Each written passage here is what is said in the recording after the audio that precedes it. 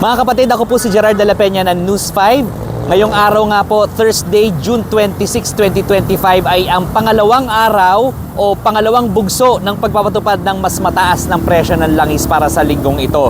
So noong Tuesday ay nagkaroon na ng oil price hike at ngayong Thursday yung second tranche. So sabihin niya madadagdagan ng 2 pesos and 60 centavos ang kada litro ng diesel, 175 naman sa gasolina at 240 naman sa kerosene.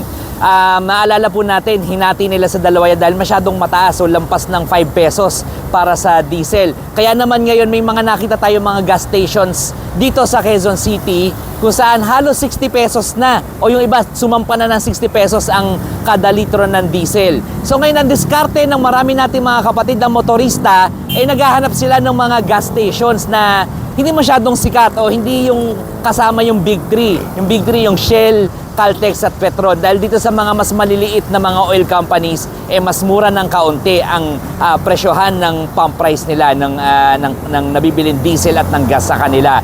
Meron din tayong mga nakausap na mga jeepney driver para lumampas man lang sa minimum ang kanilang kinikita sa araw na ito. Nag-o-overtime sila. So kung dati hanggang alas 9 sila, mukhang ngayong gabi raw, aabutin sila ng alas 12 sa kalye.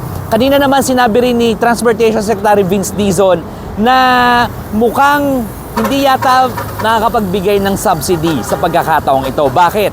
Nasa batas kasi natin, pwede ka lang magbigay ng fuel subsidy kapag lumampas o sumampa na sa $80 per barrel ang presyo ng langis sa world market.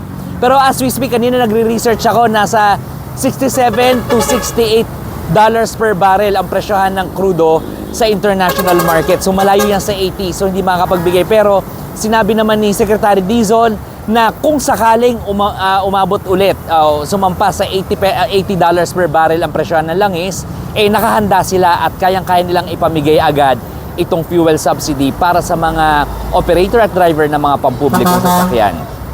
Abangan niyo po ang report ko mamaya sa Frontline Pilipinas. Magandang araw mga kapatid.